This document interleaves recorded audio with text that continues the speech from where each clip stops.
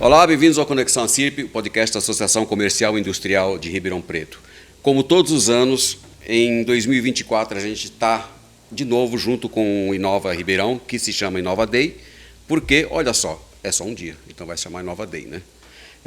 E hoje nós vamos falar com Ana Carolina Nazaré, Carlos Gabriel Cury e Luciana Dalmagro. Muito bem-vindos ao Conexão ACIRP. A gente vai falar sobre inovação verde, tecnologias sustentáveis para um planeta saudável.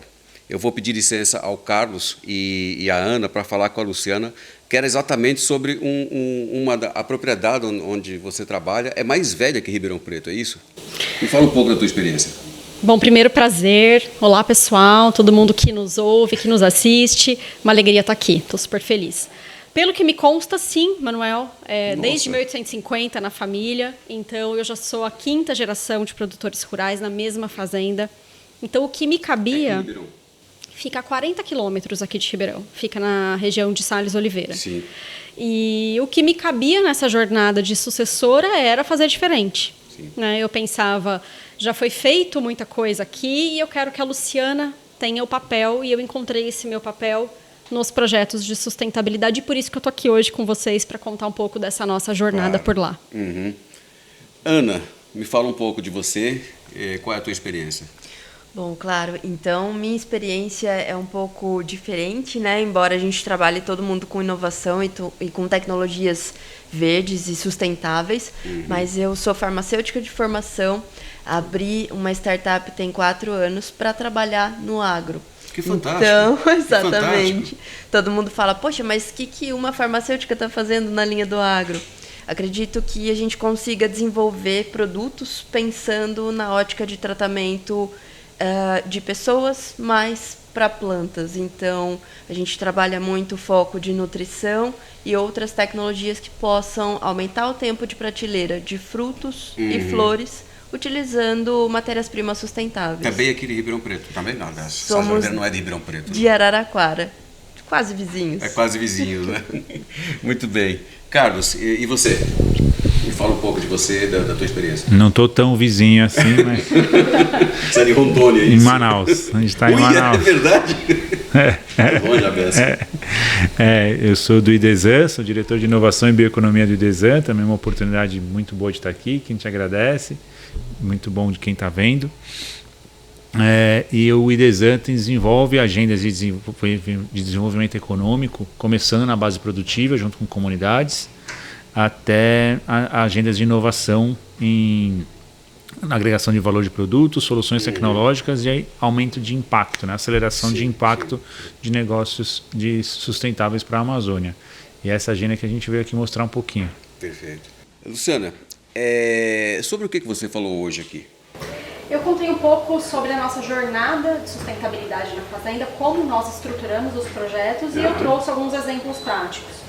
Como geração de energia solar, que hoje está amplamente divulgado, né, Manuel? Mas alguém teve que começar isso e testar e validar.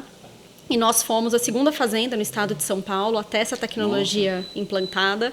E hoje temos 100% do nosso plantel atendido por uma energia gerada lá na fazenda. Então, é algo que eu tenho muito orgulho mesmo, porque são os pontos que a gente vira o jogo enquanto negócio. A gente também falou um pouco sobre água, que é outro pepino na nossa região, né, Manuel? Ou chove muito, ou não chove. É verdade. E a gente vê estiagem cada vez mais longa aqui na região. Então, a gente buscou uma tecnologia para reaproveitar a água da chuva, e hoje a gente consegue estocar em uma cisterna 3 milhões de litros de água. Também falei um pouco sobre resíduo, que é um problema nas operações industriais. E aí também, com a ajuda de inovação, de ciência e de tecnologia, hoje a gente consegue biocompostar 100% da nossa mortalidade animal na fazenda e transformar isso em um composto orgânico utilizado lá na fazenda. Esses são exemplos maiores, mas temos mais uma série de exemplos na fazenda de outras iniciativas usando inteligência artificial, tecnologias eficientes de construção e por aí vai. É o caminho para quem está com esse tipo de negócio que você tem, porque o agro tem infelizmente, tem uma imagem que não é exatamente encantadora no Brasil, em função de exemplos que não são também encantadores. E você é exatamente o oposto disso. Você acha que o caminho do agro para o futuro é esse tipo de tecnologias sustentáveis? Eu não tenho a menor dúvida, Manuel. E a gente, quando começa a trabalhar com sustentabilidade, vê que isso não é um investimento que vai demorar muitos anos para retornar. Sim, ele retorna sim. muito rápido, né? E Perfeito. ele retorna muito em cultura. Eu vejo o nosso time hoje muito motivado a fazer diferente. Isso traz eficiência para a operação, isso traz produtividade. Era isso que eu ia te perguntar. Traz produtividade? Não tenho a menor dúvida que traz produtividade. Quando a gente investe na tecnologia certa, né, Sim, tem sim, pessoas sim. capacitadas e preparadas para lidar com aquilo, isso reverte no negócio, né? Eu sempre, nas minhas palestras, eu levo o exemplo, porque o pessoal sempre me fala, tá, agora, né, mostra, né, resultado. Por favor, mostre. Pois é. E eu sempre levo. A gente performa, né, em todos os aspectos de produtividade muito melhor que as médias. Então, assim, a gente está investindo em sustentabilidade e está colhendo eficiência. E é esse o caminho. Fantástico, Né? que Não tem fantástico. sustentabilidade sem eficiência. É verdade. Ana, me fala um pouquinho do que você falou hoje aqui. Bom, eu trouxe um pouquinho, geral, né, do que eram as tecnologias verdes, as inovações verdes, então pensando desde matriz energética, energia sustentável, assim como a Luciane falou na palestra dela, até afunilando no que a ANP faz, né? Então, em como a ANP entrega sustentabilidade para o produtor rural. Então, a gente trabalha diretamente para o produtor agrícola, então, desde a hortifruticultura Sim. e até Vocês cultivos pegam de toda a flores. cadeia. A gente pega a cadeia toda. E aí, exploramos um pouquinho sobre a adequação do uso da água na irrigação. Então, tem muito produtor que tem uma grande dificuldade de irrigar suas culturas. E eu acho que esse ponto que você tocou, de que o agro é vilão, Sim. não gosto disso, porque a gente precisa se aproximar mais do produtor. Sem dúvida. Ele é quem coloca comida na mesa, né? Então, a gente não tem nada de alimento Sem dúvida. se a gente não tiver um bom produtor agrícola. E acredito que a maioria tem olhado, sim, para essas novas políticas de sustentabilidade e ESG no geral, e eles conseguem trazer isso para o campo. E é o que a Luciane também colocou, né? Eles precisam de muita ajuda.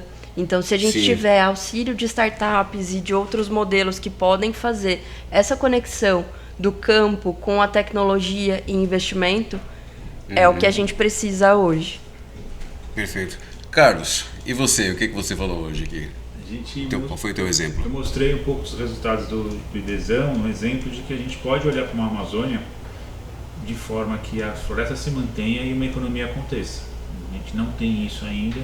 E aí eu fui exemplificando desde uma produção de café. Sim. Pode ser feita em agrofloresta, e com isso você mantém uma paisagem florestada, uma biodiversidade disponível ainda para a região, que mantém seu ciclo hídrico, e aí toda a importância que a gente está vendo, né, cada vez mais.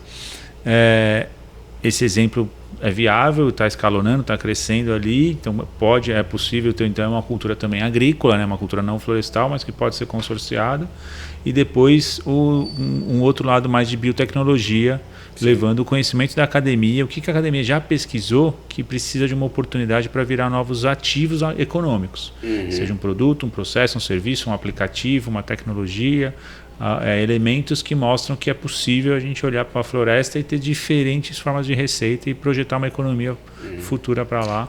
Existe, desculpa te interromper, existe, por exemplo, do poder público essa boa vontade em ver a floresta como um local que possa ser aproveitado, entre aspas, sem ser destruído? Existe, não na velocidade necessária, né? Sim. Então hoje a gente tem, você pega o planejamento territorial do Brasil, ele fala que a Amazônia, a pessoa precisa deixar 80% de reserva legal. Isso, reserva legal é manejo, para produzir na floresta, só não pode ter corte raso, o resto você pode fazer na floresta. Então o Brasil determinou que aquele território é um território para uso em maior escala de ativos florestais, e em menor escala, os 20% que pode ter usos não florestais, ele precisa de intensidade, então precisa de qualidade na produção para poder produzir bem. Então essa é a definição já do Brasil para isso, e quando você olha para os ciclos hídricos, para a necessidade que a gente está buscando de equilíbrio climático e tudo mais, faz todo sentido. Então, só que a gente precisa converter esse modelo econômico agora com crédito, com condições de produção mais adequadas, com instrumentos que permitam o ordenamento territorial completo, né? Terminar de ordenar territorialmente para a gente poder dar base produtiva. O que a gente nos inspira e vê que tem bons exemplos que mostram que há caminhos possíveis. Sim, sim. Né? Luciana, me diz uma coisa, e também vou até perguntar para vocês duas ao mesmo tempo. Como é que ideias como as de vocês saem do papel? Quer dizer, como é que isso... Olha, eu tive uma ideia de fazer uma empresa X que faz isso. Boa. E ela daqui a 5, 6 anos vai se transformar em tudo isso. O que acontece no caminho? Financiamento, mão de obra especializada, tempo, enfim, como é que acontece isso? Muito bom, Manuel. Eu sempre brinco que inovação só existe se tiver ação. Então Sim. a gente precisa fazer, né? A ideia por si só, ela tem muito pouco valor. Sim, então, pois tem que ser validada. Então o primeiro ponto é fazer um bom mapeamento de problemas, quando a gente está falando de sustentabilidade, para entender onde a gente vai atuar. No nosso caso, eu trouxe outro exemplo, que é a República do Jardim, que é uma empresa que produz flores comestíveis e microverdes. Eu parti do problema. Eu vi que aqui na região não tinha um produtor. Eu montei uma empresa super pequena e fui validar esse meu produto no mercado. Então, sempre o mercado me puxou, né? Eu vejo muito produtor errando, e errando feio, gente, no sentido de montar grandes operações industriais dentro das fazendas, com ideias maravilhosas, e de repente, Manuel, isso não tem fit nenhum com o mercado, o que é produzido. Pois é. Então, assim, a gente tem que ser apaixonado, pessoal, pelo problema, não pela solução. Se a gente focar no problema, o nosso negócio geralmente dá certo. E você, Ana, como é?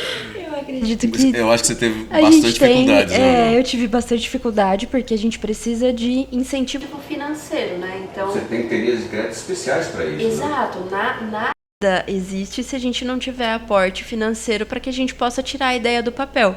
E dei até um sorriso aqui na hora que ela estava falando.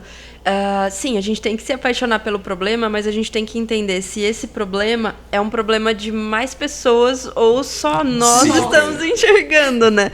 Então, do ponto de vista de olhar o mercado, então, como startup, se eu me apaixonar demais pelo problema que eu mesma criei aqui, né, na minha ótica, às vezes eu não estou atendendo demanda, né? Ninguém, não adianta, porque não tem demanda. Então a gente levou um tempinho para aprender e foi degrau a degrau aí com várias mentorias e pessoas que fizeram com que a gente crescesse um pouco mais nessa visão de olhar o mercado. Então, enxerguei um problema. Esse problema é de mais quantas pessoas? Sim. Quantos mais precisam desse tipo de inovação e como é que eu vou colocar isso na realidade deles? Então, por exemplo, a gente foi trabalhar lá com os produtores de rosas de corte em Olambra, que eu trouxe um caso da cooperativa que a gente conseguiu abertura. Quando a gente abriu a empresa, a gente tinha uma tecnologia para aumentar o tempo de prateleira de limão. Tá. Quem tinha problema com o tempo de prateleira em limão? Quem exportava limão. Legal. Todo mundo exporta? Não. Quando a gente estava com essa tecnologia pronta, a gente tinha um único early adopter, que foi a pessoa que nos procurou e falou, vocês conseguem fazer isso? A gente falou, consegue. Debruçamos lá no problema dessa pessoa. Na hora que a gente voltou para o mercado, isso não teve aderência. E aí a gente fez uma publicação, né? Fez um vídeo também no YouTube, num formato não como esse que a gente está aqui nesse bate-papo, mas a Cooperativa de Flores enxergou essa nossa demanda e falou, cara, vocês têm um negócio que pode servir para flores, por que vocês não vão testar aqui para rosa de corte? E aí a gente começou a trabalhar com um produtor dessa cadeia de plantas ornamentais. E deu super certo, foi o nosso primeiro produto que a gente conseguiu esse ano lançar. Então... é um misto de coisas, né? Não é só enxergar a dor de alguém, lutar por esse problema que alguém enxergou. Se tem mais gente com a mesma dor, saber se tem mais gente com essa mesma dor. Sim. E como é que nós, que trabalhamos com tecnologia, conseguimos, de fato, entregar o que o mercado precisa. É verdade. Carlos, me desculpa a ignorância. O instituto onde você trabalha é público ou privado? Privado. Então, eu imagino que você tem umas dificuldades grandes, né? Temos. Diária. Imagina. Toda janta tem que vender o almoço. Você tem que vender o almoço. Mas mas é um desafio que vale a pena.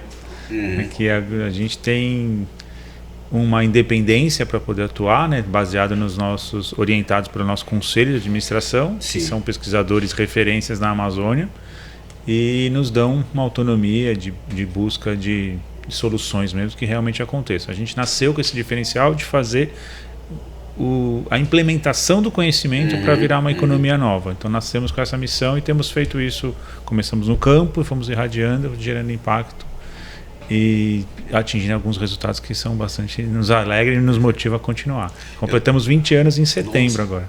Eu estou lembrando agora que é exatamente na Amazônia que está o principal Instituto Brasileiro de Pesquisa de Doenças Tropicais, né? Sim. É na Amazônia. Sim, tá lá.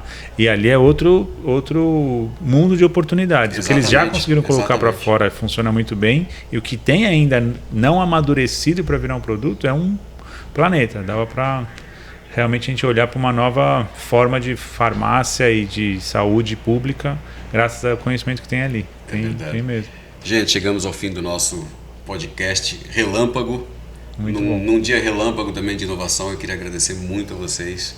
Luciano, algum comentário final? Carlos, Ana?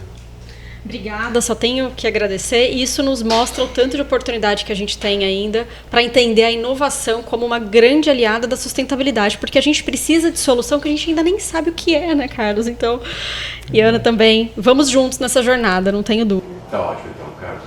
Me agradeço essa oportunidade. Só completo a dica aí que foi dada para as duas, que quem quer desenvolver e empreender, se envolva com quem está empreendendo também, que vocês viram uma aula aqui das duas falando, elas praticamente narraram uma matriz Canvas aqui de como desenvolver um plano de negócio, identificando os temas que foram feitos. Então, interagir faz todo, já é um caminho que adianta muitas coisas, resolve muitos problemas antes de tê-los. É verdade, Ana. Com certeza conexões são sempre muito bem-vindas, né? E aí ganhamos aí novos 2 parceiros para a NP para a gente poder empreender junto, com certeza. E obrigada pelo espaço, obrigada pela oportunidade. É só uma alegria estar por aqui com vocês. Então esse foi o Conexão ACIP de hoje. Eu agradeço muito a atenção de vocês e até o nosso próximo encontro. Um abraço a todos.